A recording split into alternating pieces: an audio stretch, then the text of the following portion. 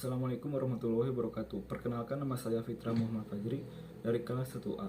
Pada kesempatan kali ini saya akan menyampaikan 3 poin pembahasan. Di antaranya adalah yang pertama, perusahaan yang berhasil mengimplementasikan konsep manajemen, kemudian perusahaan-perusahaan yang gagal mengimplementasikan konsep manajemen, dan perusahaan-perusahaan yang melakukan fungsi planning, organizing, executing, dan controlling.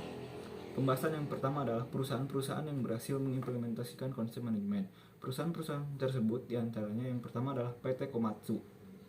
Adalah sebuah perusahaan multinasional asal Jepang yang memproduksi peralatan konstruksi, pertambangan, kehutanan, dan militer serta mesin diesel. PT Komatsu menerapkan prinsip-prinsip manajemen sejak 2014.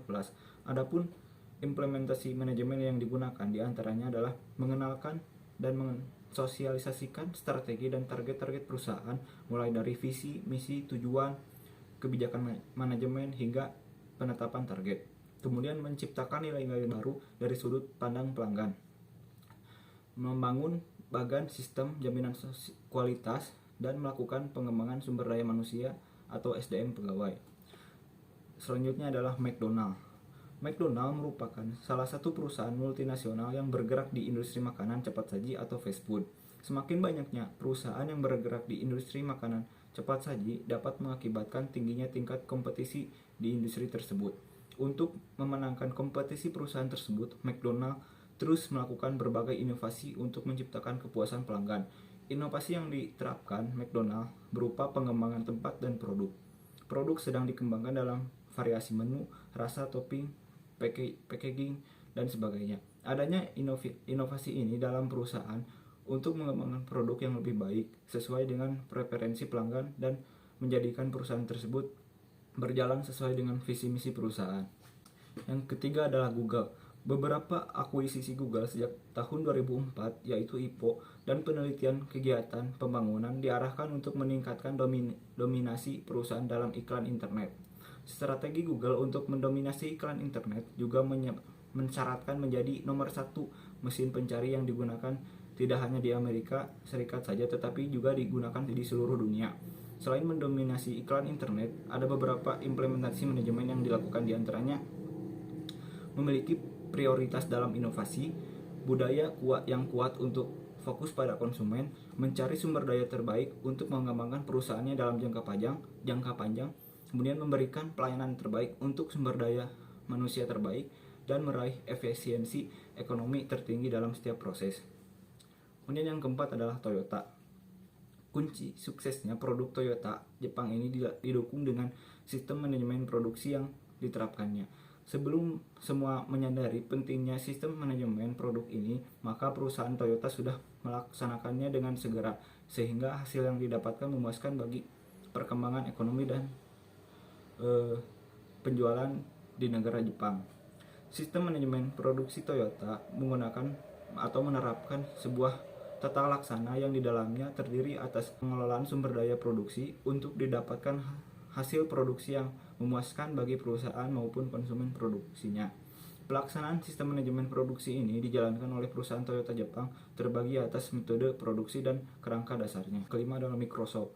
Manajemen bisnis adalah sebuah fungsi yang mengkoordinasikan unsur-unsur perusahaan untuk mencapai tujuan bersama dengan menggunakan sumber daya yang ada secara efektif dan efisien.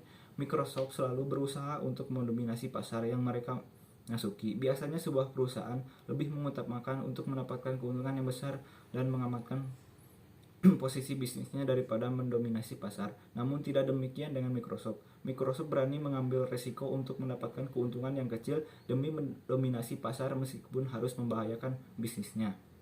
Karyawan merupakan salah satu kunci sukses dari manajemen bisnis sebuah perusahaan. Sehebat apapun seorang pemimpin, tanpa dukungan tim yang ahli di bidangnya akan sulit untuk berhasil. Untuk memilih karyawannya, Microsoft hanya merekrut orang-orang yang termasuk dalam 5% orang-orang terpintar untuk ditempatkan di posisi yang sesuai. Seseorang yang pintar akan membuat ide-ide baru atau inovasi baru, menemukan kesalahan ataupun kekurangan dengan cepat dan bekerja dengan efektif dan efisien. Pembahasan yang kedua adalah perusahaan-perusahaan yang gagal mengimplementasikan konsep manajemen. Adapun perusahaan-perusahaan tersebut diantaranya yang pertama adalah Nokia. Nokia merupakan perusahaan yang didirikan di Finlandia yang pertama menciptakan jaringan seluler di dunia. Pada akhir tahun 1990-an dan awal 2000-an, Nokia adalah pemimpin global dalam pasar ponsel. Dengan kedatangan internet, perusahaan seluler lain mulai memahami bagaimana soal data dan bukan cuma suara saja yang berguna untuk komunikasi. Di masa depan, Nokia tidak memahami konsep perangkat lunak, hanya berfokus pada peningkatan perangkat keras dan tidak ingin berinovasi karena manajemennya takut untuk mengasingkan pengguna yang telah memakai produk mereka, terlebih jika mereka berubah terlalu banyak. Kemudian yang kedua adalah PT Modern Sepol. PT Modern Sepol Indonesia memutuskan untuk menutup kegiatan usahanya yaitu gerai 7-Eleven atau Sepol per 30 Juni 2017.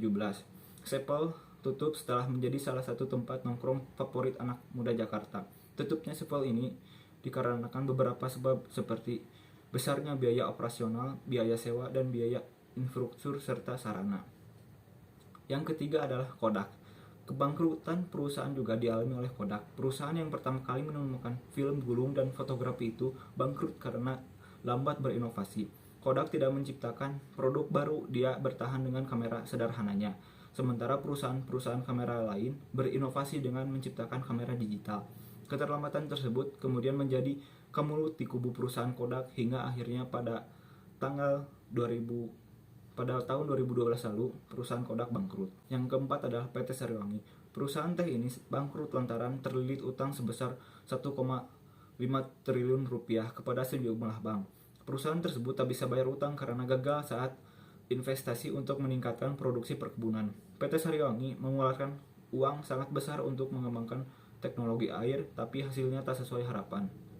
Akhirnya pembayaran cicilan utang macet dan sejumlah bank mengajukan tagihan namun tak mampu membayar. Yang kelima adalah Yahoo.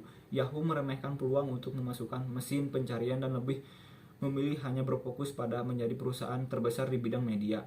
Sehingga Yahoo melewatkan beberapa peluang penting yang seharusnya bisa memajukan perusahaan tersebut. Akibatnya merasa nyaman dan tidak mau mengambil peluang. Yahoo pada akhirnya harus kalah bersaing dengan Google yang kini sudah menjadi perusahaan raksasa yang terus melakukan inovasi dan kreasi dalam bidang data dan teknologi. Pembahasan yang selanjutnya adalah perusahaan-perusahaan yang mengimplementasikan fungsi planning, organizing, actuating, dan controlling. Di antaranya yang pertama, PT PLN adalah sebuah badan usaha milik negara yang bergerak di bidang pembangkitan, transmisi, dan distribusi tenaga listrik. Penerapan POAK pada PT PLN diantaranya planning. Untuk memenuhi fungsi manajemen perencanaan, PT PLN mengadakan rapat rutin yang dilakukan setiap hari Rabu. Rapat rutin tersebut dihadiri oleh semua bagian-bagian di PT PLN. Dilakukan untuk membahas progres-progres yang dilakukan pada tiap bagian dan mengevaluasi setiap aktivitas atau pekerjaan yang telah dilakukan. Kemudian organizing. Pengorganisasian dilakukan dengan cara membagi kegiatan atau pekerjaan sesuai dengan bidang masing-masing. Pengorganisasian ini bertujuan untuk mempermudah manajer melakukan pengawasan yang lebih efektif dan menentukan sumber daya yang dibutuhkan untuk setiap kegiatan. Kemudian actuating, pengarahan yang dilakukan PT PLN yaitu manajer PLN ikut dalam berbagai kegiatan lapangan. Kemudian controlling, pada tahap pengawasan, manajer PT PLN akan mengawasi langsung pekerjaan pada masing-masing bagian, seperti ikut serta teknisi lapangan dalam menjalankan tugasnya di lapangan. Yang kedua adalah PT Trakindo Utama, adalah sebuah perusahaan penyalur atau dealer resmi alat-alat berat produk Caterpillar.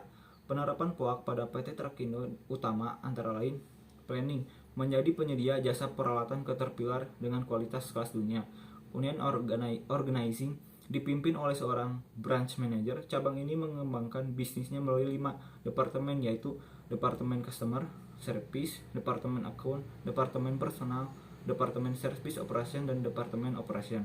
Kemudian actuating, Trakindo berkomitmen memajukan kemampuan, dan kinerja para pemangku kepentingan untuk mencapai tujuan dan kesuksesan berkelanjutan. Memajukan berarti upaya memberdayakan pemangku kepentingan untuk meningkatkan hasil, dampak, dan manfaatnya melampaui harapan. Kemudian controlling, PT Trakindo Utama sangat ketat serta kesadaran karyawan dan dukungan penuh manajemen merupakan kunci penting bagi pelaksanaan kegiatan operasional perusahaan yang aman. Yang ketiga adalah PT IML Technology. Penerapan fungsi POAK pada perusahaan ini antara lain planning, PT IML Technology Indonesia merupakan pabrik yang bergerak di bidang manufacturing plastik. Perusahaan ini mengincar untuk dapat menjadi perusahaan terkemuka di Indonesia dengan menawarkan produk dengan standar internasional. Tujuan utama dalam segala aktivitas perusahaan adalah untuk memenuhi tuntutan pasar dengan mengutamakan kepuasan pelanggan serta memberikan hasil terbaik kepada pegawai dan stakeholder. Kemudian organizing, PT IML Technology membentuk organisasi mengenai job description, sehingga segala posisi pekerjaan memiliki hak, kewajiban, dan kewenangan yang sesuai dengan prosedur. Posisi dan job description ini tersusun dengan baik dan tersinergi saling berhubungan. Kemudian actuating, PT IML Technology Indonesia memberikan pelayanan yang terbaik, berupaya memenuhi tuntutan pasar dengan mengutamakan kepuasan pelanggan serta memberikan hasil terbaik kepada pegawai dan stakeholder.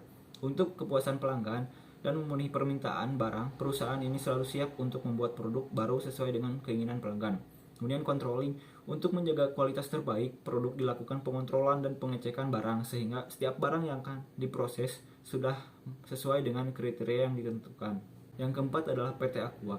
Penerapan fungsi POAK pada PT Aqua antara lain planning, dalam melaksanakan kegiatan usahanya menanamkan pada karyawan bahwa 60% dari apa yang mereka jual adalah pelayanan. Oleh karena itu, menjadikan Aqua Group menjadi perusahaan AMDK terbesar di kawasan Asia Pasifik. Kemudian organizing, Aqua diorganisasikan secara pengendalian terpusat dari operasi yang desentralisasi. Kebanyakan produk dan distribusi ditangani anak perusahaan atau pemegang lisensi. Perusahaan keluarga relatif kecil dengan 3 lapis manajemen, yaitu pelaksana, manajerial, dan pengawas. Actuating, idenya adalah menyalurkan air minum yang diproduksinya melalui pipa ke pengusaha pembotolan swasta untuk dikemas dan didistribusi ke saluran pengecer. Kemudian controlling, pengawasan mutu adalah hal yang paling penting di Aqua. Perusahaan ini memiliki laboratorium modern untuk menguji produk dan didukung oleh ahli fisika, kimia, dan mikrobiologi yang mengawasi. Kemudian yang kelima adalah PT Indofood. Penerapan fungsi POAK pada PT Indofood antara lain planning, Indofood berupaya untuk menjadi perusahaan yang dapat memenuhi kebutuhan pangan dengan produk yang bermutu, berkualitas, aman untuk dikonsumsi, dan menjadi pemimpin di industri makanan. Kemudian organizing, menetapkan struktur perusahaan dan tugas-tugas seperti manajer umum, manajer pabrik, manajer pengembangan, manajer pemasaran, manajer keuangan, dan lain-lain. Kemudian actuating, membimbing dan memberi motivasi kepada pekerja supaya bisa bekerja secara efektif dan efisien, memberi tugas serta penjelasan secara rutin tentang pekerjaan, dan menjelaskan semua kebijakan yang sudah ditetapkan. Kemudian controlling, mengevaluasi keberhasilan dan target dengan cara mengikuti standar indikator yang sudah ditetapkan, melakukan klarifikasi dan koreksi terhadap penyimpangan yang ditemukan, dan memberi alternatif solusi yang mungkin bisa mengatasi masalah yang terjadi.